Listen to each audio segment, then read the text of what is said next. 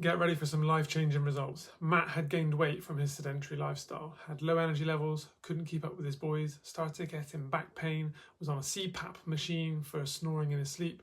The problems kept piling up. He worked with me for 26 weeks, straddling what is usually a difficult time of year and across some family holidays.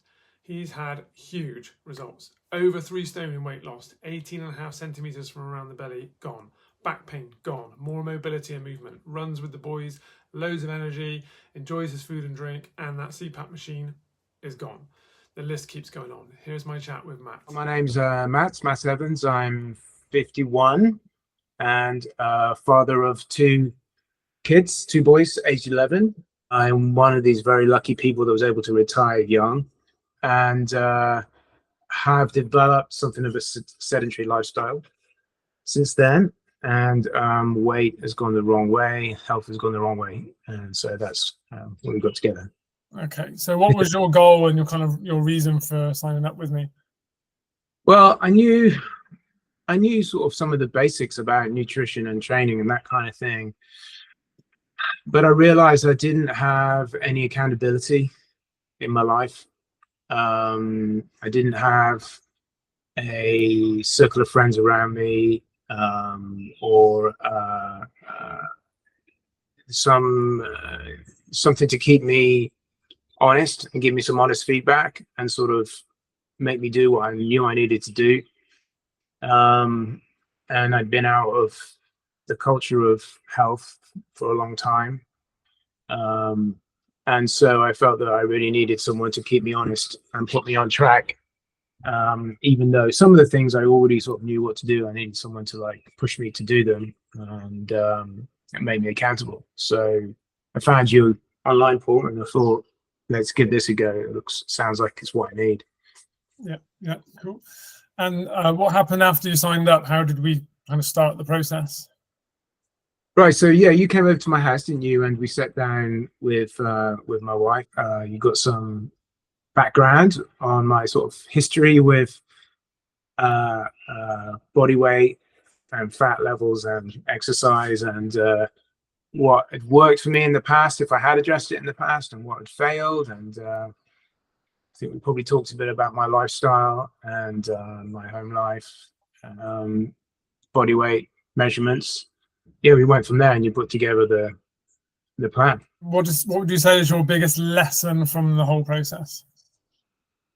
There's a few things, because like I did a variety of sort of variation of this approach before, but there's a few things looking back I did wrong.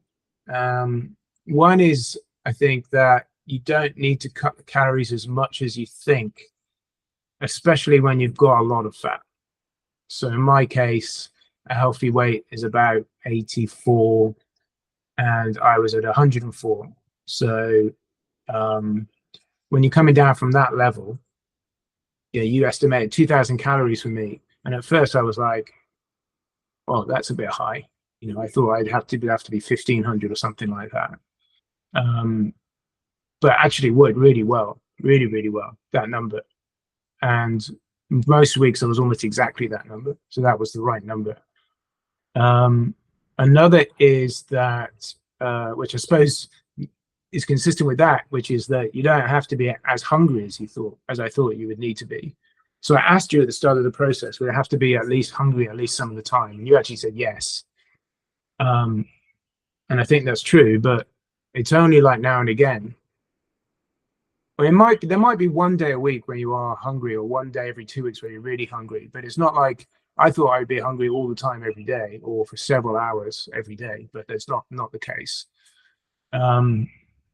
And then the protein element was another like learning factor that you really emphasized, which a lot of people do, but I think you emphasize it more, and I think it made more of a difference than I realized. And what happens is that if you get the protein in that you're supposed to get in, and then you get the plants in that you're supposed to get in for health, there's no calories left over for carbs, really. There's not many calories left over for carbs. So you sort of inadvertently end up minimizing the carbs. but not by design, not as a low carb diet. But those are some of the things. And then not panicking when things go wrong. So if I didn't have you to talk to in the weekly call, maybe things would have spiraled. But your feedback was always like, don't panic, just get back onto it and you'll be fine. And usually by the end of the week, I was back to 2000. There was a few weeks where I was like 2200 or so. But even that didn't really throw me off course. It slowed me down, it didn't throw me off. And what would you say has been the best outcome or result from this? Well, the obvious things that I wanted to achieve were achieved, which is basically, instead of being like this big ball, I'm sort of more like human shape now. So, but also there are some like unexpected things. Like I've had this back problem on and off since 2017. And the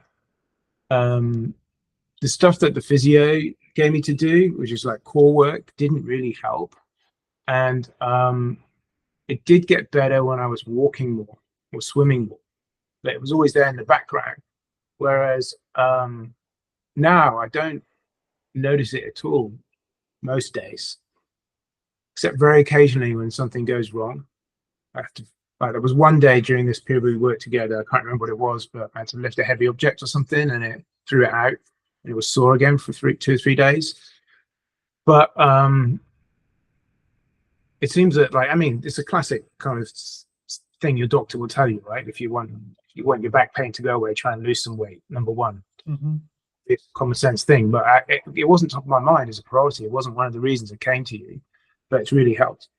So that's fantastic, because nothing makes you feel older than back pain, and look older than back as well. And then I've had sort of generic digestion type problems for the last few years, and I always thought it was like probably related to coffee consumption or a combination of coffee and alcohol. But what I found is that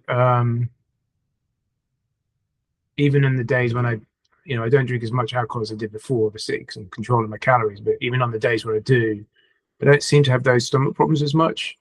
Can't really for sure attribute it to the weight loss, but I'm wondering if it's related to that. I think it probably is. And then again, this is another thing which is very obvious when you think about it, but just I didn't expect to feel so light just walking around, because you're used, if that's your life, that you're 100 kilos, obviously when you walk around, you don't, that's what you know. It's only when you take it away you realize, oh wow, I had a rucksack on that whole time, and it makes your life difficult in ways you don't sort of understand until you take it away. It's also not related to our plan, but just as a thing I happened to do, I did this 100 push-ups a day thing in, I think it was April. And that movement is not as body weight handicapped as much as some others, but it helps if you lose weight to push your chest up in the air, right? So yeah, there's lots of little things like that. I'm also I have a CPAP machine when I sleep, and when I use that, I don't snore. But it used to be the case if I didn't use it, I would snore really loudly. Occasionally, you forget to put it in when you go to sleep, and there's been a couple of days where I did that, and I didn't. On at least one of those occasions, I didn't snore at all. So again, it seems that again, another sort of obvious thing your doctor will tell you if you don't want to snore, wait. But it wasn't in the list of goals, I don't think, at the start. So it was just sort of a side benefit. Yeah, that's great. So yeah, lots of little extra side benefits and results that came along with this. Yeah, it's check in with me again in 6 months and say like this is sort of where the work really begins in a way now to maintain it. But yeah, it's been great so far. Yeah. Really. How did you feel about investing that much money in yourself before we started? I mean, it's a lot of money compared to buying a book or something like that, right? It's even a lot of money compared to, well, I guess it would depend how many sessions you have, but you might say even compared to a personal trainer or something like that.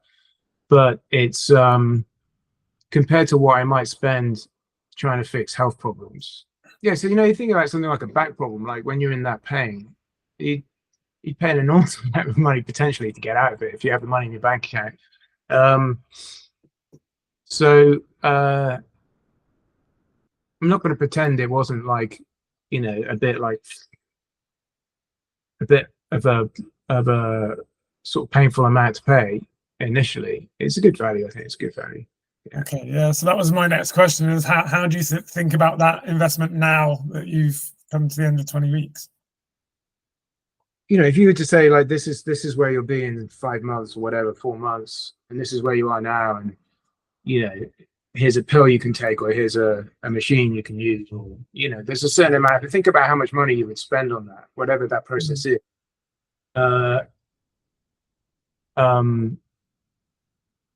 You would spend potentially quite a lot. So I think it is good value.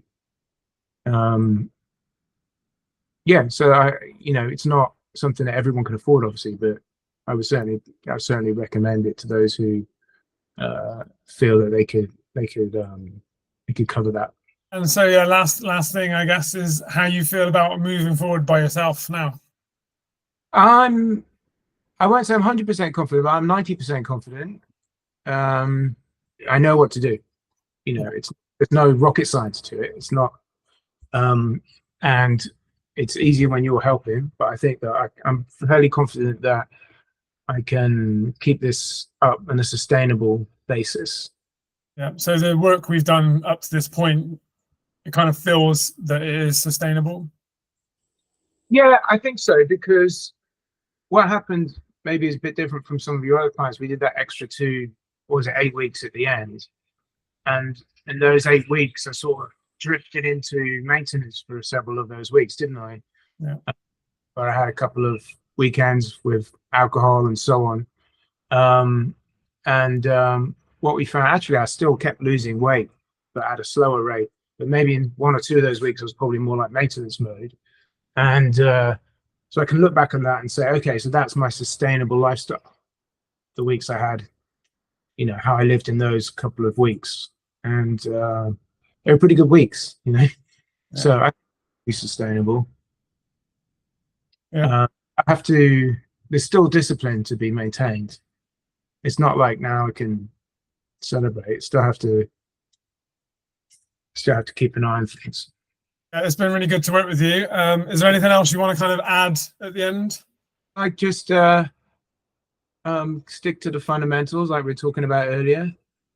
That's what my message would be for others you work with. You don't have to invent something clever. And yeah, good luck. And good luck to you, Paul, and thanks.